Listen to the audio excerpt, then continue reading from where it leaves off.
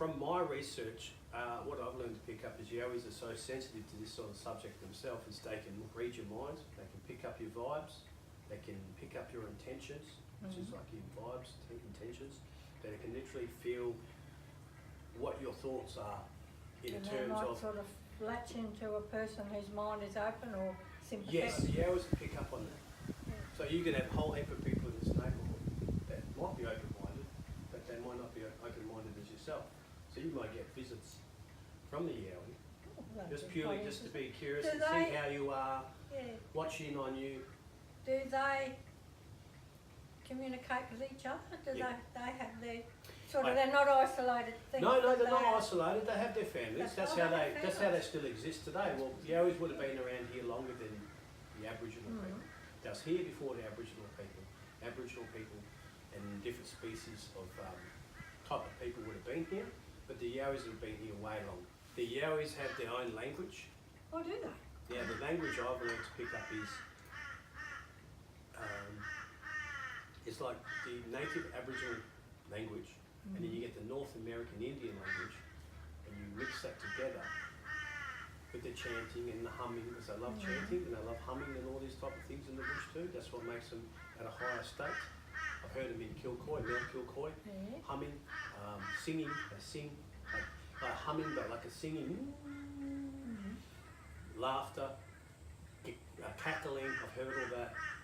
They do all these type of things just naturally in the bush, must be just part of their routine to keep them, because they live in the bush. Do they imitate? You know how They the mimic, yes, the they mimic. The bowerbird Yeah. can mimic a They- saw cutting and yeah. a baby crying and all that sort of thing. Yes, they can mimic. They can. If you was walking in the bush, say Binnaburra for instance, and you called out, say Joe, Joe, where are you? You know, he's gone ahead, Joe's gone ahead, you walk along the track, where is he gone? He's looking at the rain, little creek or waterfall up further a bit, you're calling out Joe. They can do that. They can literally do, Joe, they can mimic the birds, Is mimic it the on animals. certain notes that they're able to pick things up? Oh, on another? their voice range is very, very deep to high, so high I pitched, feel it's right. unbelievable. That their voice, and another thing is with their voice I've learned to pick up is their voice can sound very strange. Within their vocals, they can carry their voice. It'd be like, they could be 100 metres away in the bush, but when they whisper, the whisper's here, not over there. Oh. So for us to carry a voice, you're 100 metres away, you need to yell from over there to make it reach here. They seem to be able to carry their voice. I've picked Almost that up as well. Like a person who can throw their It's like, I don't know if they use the wind, there's a frequency in the air, but frequencies. they use these. And when my friend and I, or myself, when I go solo, pick up them talking, as if sometimes they are very close by, we sit in the pitch black and they can be very close by. But if they're not close by, and it's even in the afternoon and you're looking around, you can't see them. You're in the audio, you hear them say, talk in English or talk in their language, and they whisper. And also they might be able to pick up the vibes that you're not antagonistic towards them. Yeah, they do pick up. They can be sarcastic like humans. They can tell you where to go. Goodness me. Like humans, they have a sense of humour. Really? Yeah, they can tell you so and so And do where they- to go. Fight amongst themselves? Do they have disagreements, or are they very nice, I think peaceful people? Peaceful creatures. I think generally they live very balanced, very very peaceful life. Simply because for humans, most humans, 90% of the humans on the planet, we should say, who don't believe they exist, that have to coexist quite smoothly in the bush or forest around the world. Otherwise, everyone would, if they're having massive arguments every 5 minutes with each other and they're just down the road in a creek system, and then you got local houses like yourself here, and you go, what's going on down there? It's a kerfuffle. And then you see one run out because he's pissed off with his woman or whatever. Then people go, oh, look, there's a Bigfoot. They're real. So obviously they have to keep their natural, sustainable way of living, so we don't see them. They can coexist without us knowing they're there. But in other realities, I do believe there would be a cannibalistic. I was going to say, what do they? There would be a cannibalistic. Live on. There would be a cannibalistic tendency somewhere, whether it's a ritual thing, whether it's the alpha, the leader of the group, that particular group disagrees with, you know, someone's not haven't abided by their laws or rules. Like an elder. Yeah, like an elder. Therefore, you will be sacrificed to keep the population down. But I've heard them in their audio. They mentioned cannibal a few times. It was Mount Tambourine. Mount Tambourine, I heard it. Yeah. Springbrook. Believe it or not, even up at Mount Cootha. And is it Crow's Nest or somewhere where they got a big yowie statue or? Kilcoy. It's Kilcoy, is it? Yeah. Yeah. And are they all hairy like? Yeah, all hairy. They are. They look a bit like the. Oh, apart from the Yeti, there was also the abominable snowman. That's but correct. Is he supposed to be the Yeti? The Yeti and the abominable snowman, in my opinion, is the same thing. I think in general public, it's the same thing. But you know, some people might disagree. But yeah, Yeti and the abominable snowman, same. The Yeti is basically what it is around the world. What I've learnt through doing research is they're everywhere.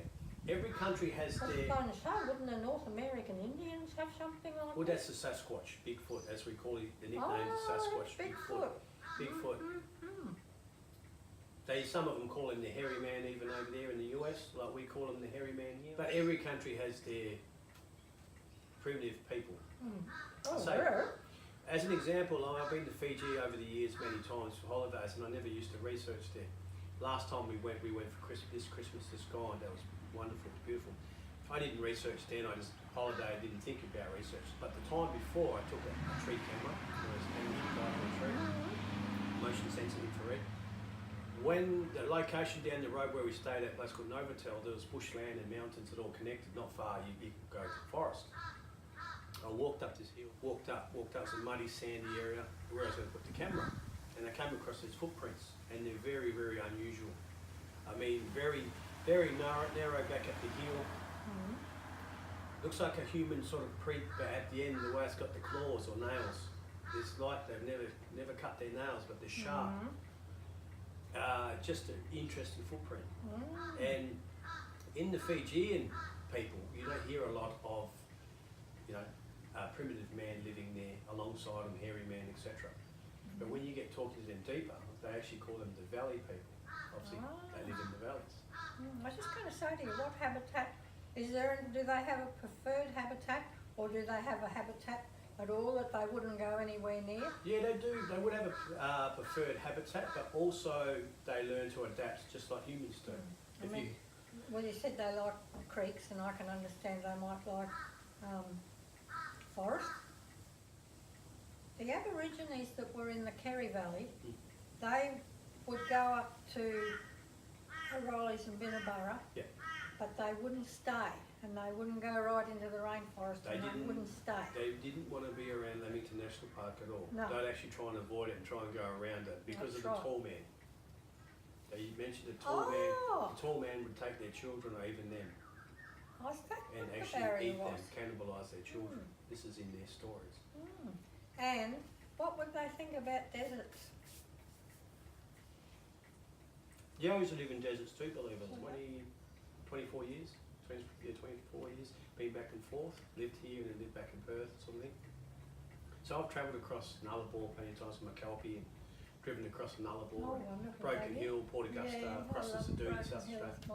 One of my favourite spots. The Nullarbor Plains, where it goes from South Australia to West Australia, you've got the Great Australian Bight.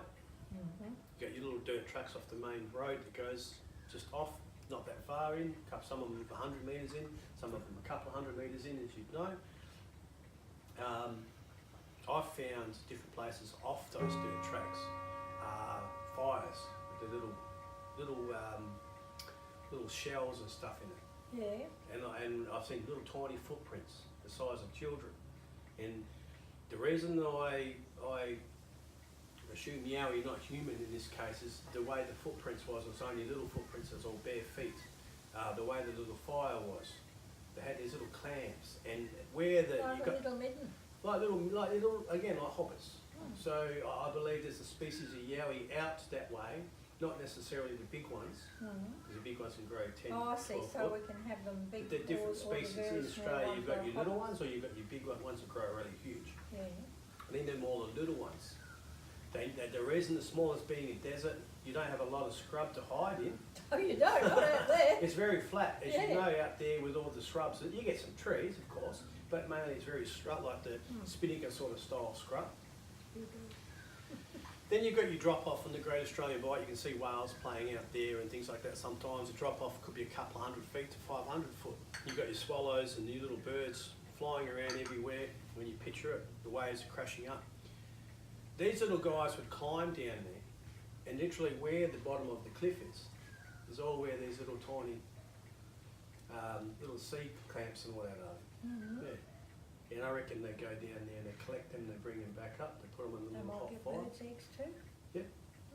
And all the little footprints are around this fire. There's no adult prints. There's no, if it was a fire and his family's out there and he's got his kids and all that, you'd see the footprints of their footprints, and then you'd see the kids' footprints. This is only bare feet and they're all little feet, Oh, size of a say, even like a 4-year-old child. Uh-huh.